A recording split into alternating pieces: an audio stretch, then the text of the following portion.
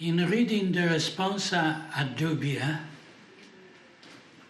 recently published by the Congregation for Divine Worship, one wonders to what abysmal levels the Roman Curia could have descended to have to support Bergoglio with such servility in a cruel and ruthless war against the most docile and faithful part of the Church. Never in the last decades of a very serious crisis in the Church has ecclesiastical authority shown itself to be so determined and severe. It has not done so with the heretical theologians who infest the pontifical universities and seminaries. It has not done so with fornicating clergy and prelates. It has not done so in punishing in an exemplary way the scandals of bishops and cardinals. But against the faithful, priests and religious, who only ask to be able to celebrate the Tridentine Holy Mass, no pity, no mercy, no inclusivity. Fratelli tutti, never as under this pontificate has the abuse of power by authority been so perceptible, not even when 2,000 years of lex orandi were sacrificed by Paul VI on the altar of Vatican II, imposing on the Church a right as equivocal as it hypocritical. That imposition, which included the prohibition of celebrating the ancient rite and the persecution of dissenters, had at least the alibi of the illusion that a change would perhaps improve the chances of Catholicism in the face of an increasingly secularized world. Today, after 50 years of terrible disasters and 14 years of Summorum Pontificum, that feeble justification is not only no longer valid, but it is repudiated in its inconsistency by the evidence of the facts. All new things that the Council brought have proven harmful. It has emptied churches, seminaries and convents. It has destroyed ecclesiastical and religious vocations. It has drained all spiritual, cultural and civil impulse from Catholics. It has humiliated the Church of Christ and confined it to the margins of society, make it pathetic in its clumsy attempt to please the world. And vice versa. Ever since Benedict XVI tried to heal the vulnus by recognizing full rights to the traditional liturgy, the communities linked to the Mass of St. Pius V have multiplied. The seminary of the Ecclesia Dei Institute have grown. Vocation have increased. Frequency of the faithful's attendance has increased. And the spiritual life of many young people and many families has found an unexpected impetus. What lesson should have been drawn from this experience of tradition, invoked at the time also by Monsignor Marcel Lefebvre? The most obvious, and at the same time the simplest lesson of all. What God has given to the Church is destined for success. What man adds to it collapses miserably. As all not blinded by ideological fury would have admitted the mistake made, trying to repair the damage and build what has been destroyed in the meantime, restoring what had been abandoned. But this requires humility, a supernatural gaze and trust in God's provident intervention. This also requires the awareness on the part of pastors that they are stewards of the Lord's good, not masters. They have no right to alienate these goods, nor to hide them, nor to replace them with their own inventions. They must limit themselves to guarding them, to make them available to the faithful, sine glossa, along with the constant thought of having to answer before God for every sheep and every lamb of his flock. The Apostle Paul admonishes, "Iciam queritur intes dispensatores ut fidelis quis inveniatur." Here now it is required among the dispensers that a man be found faithful. The responsa ad dubia are consistent with traditionis custodes and clarify the subversive nature of this pontificate, in which the supreme power of the Church has been usurped in order to obtain a purpose diametrically opposed to that for which our Lord constituted in authority the second pastor and his vicar on earth. It is a power that is indocile and rebellious against the one who instituted it and who legitimizes it, a power that is believed in fide solutus, so to speak, according to an intrinsically revolutionary and therefore heretical principle. Let us not forget, revolution claims to itself a power that justifies itself by the mere fact of being revolutionary, subversive, conspirational, and antithetical to the legitimate power it intends to overthrow. A power which, as soon as it comes to fill institutional roles, is exercised with tyrannical authoritarianism, precisely because it is not ratified either by God or by the people. Permit me to point out a parallel between two apparently disconnected situations. Just as in the face of the pandemic, effective treatments are denied with the imposition of a useless vaccine that is actually harmful and even lethal, so also the Tridentine Mass, the true medicine of the soul, has been culpably denied the faithful at a moment of very serious moral pestilence, replacing it with Novus Ordo. Doctors are failing in their duty, although treatments are readily available, and are instead imposing on the sick as well as the healthy an experimental serum, stubbornly administrating it despite the evidence of its total ineffectiveness and its many adverse effects. Similarly, priests, who are doctors of the soul, are betraying their mandate, although an infallible drug is readily available, which has been tested for over 2,000 years, and they are doing everything to prevent those who have experienced its effectiveness from using it to heal from sin.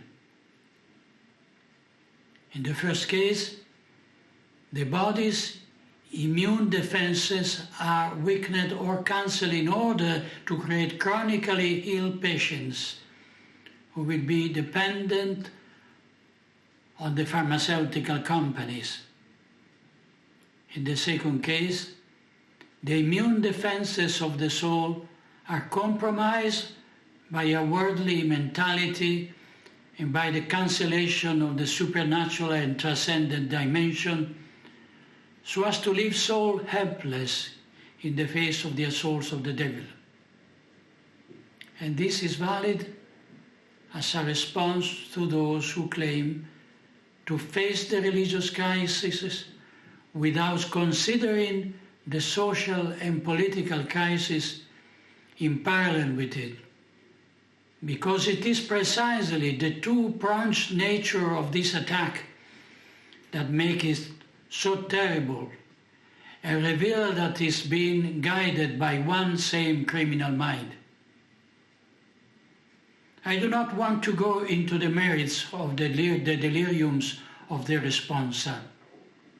It is enough to simply know the ratio legis to be able to reject Traditionis Custodes as an ideological and partisan document drawn up by vindictive and intolerant people, full of vain ambition of gross canonical errors, with the intention of prohibiting a rite canonized by 2,000 years of saints and pontiffs, and in its place imposing a spurious one, copied from the Lutherans and patched up by the modernists, which in 50 years had caused a terrible disaster to the ecclesiastical body, and which precisely because of its devastating effectiveness cannot permit any exception.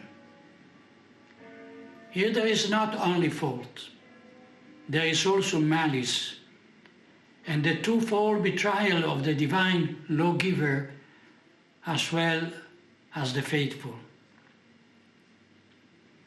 Bishops, priests, religious and laity find themselves once again having to make a choice of side, either with the Catholic Church and its 2,000 years old and immutable doctrine, or with the Conciliar and Bergoglian Church, with its errors and its secularized rites.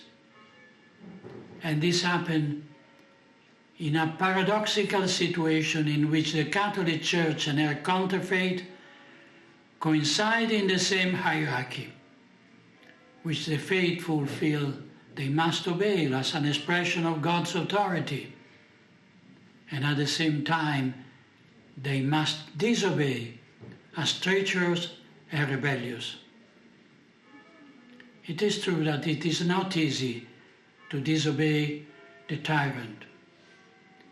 His reactions are ruthless and cruel, but much worse were the persecutions that had to be suffered over the centuries by Catholics who found themselves having to face Arianism, iconoclasm, the Lutheran heresy, the Anglican schism, the Cromwell Puritanism, the Masonic secularism of France and Mexico, Soviet communism, communism in Spain, in Cambodia, in China.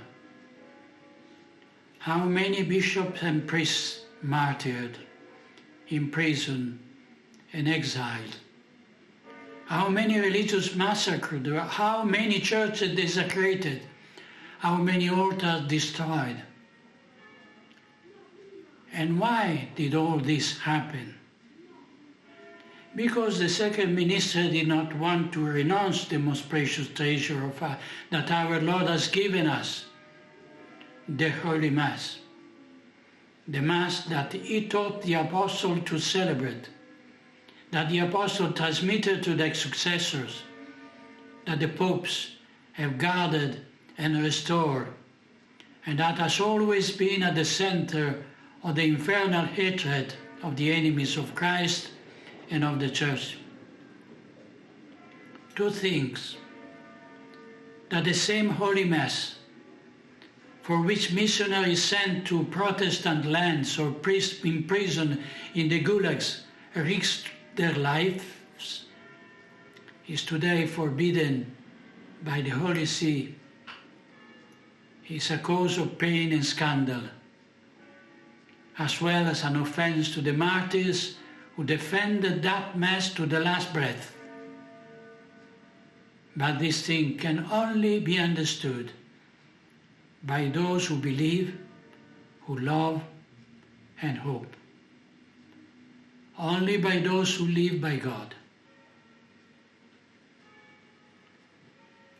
Those who limit themselves to expressing reservations or criticism of traditionis custodes and of the responsa fall into the trap of the adversary, because by doing so they recognize the legitimacy of an illegitimate and invalid law, desired and promulgated in order to humiliate the Church and her faithful, to spite the traditionalists who dare to do nothing less than oppose heterodox doctrines condemned up until Vatican II, which had made its own and which today have become the cipher of the Bergoglian pontificate.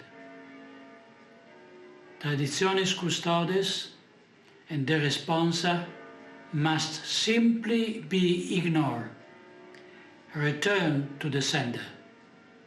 They must be ignored because it is clear that their intention is to punish Catholics who remain faithful, to disperse them, to make them disappear. I am dismayed at the servility of so many cardinals and bishops who, in order to please Bergoglio, trample on the rights of God and the souls entrusted to their care, and who make a point of showing their aversion for the preconciliar liturgy, considering themselves deserving a public commendation and Vatican approval. The Lord's words are addressed to them. You consider yourself just before man, but God knows your hearts. That which is exalted before man is detestable before God. The coherent and courageous response in the face of tyrannical gesture of ecclesiastical authority must be resistance and disobedience to an inadmissible order. Resigning oneself to accepting this umpteenth oppression means adding another precedent to the long series of abuses tolerated up to now.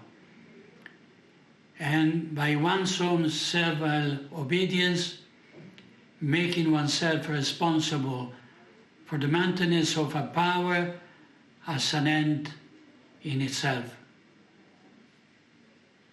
It is necessary that the bishops, the successors of the apostles, exercise their sacred authority in obedience and fidelity to the head of mystical body, in order to put an end to this ecclesiastical coup that has taken place before our eyes. The honor of the papacy requires it, which today is exposed to discredit and humiliation by the one who occupies the throne of Peter. The good of souls requires it, whose salvation in the supreme elects of the Church. The glory of God requires it, with respect to which no compromise is tolerable.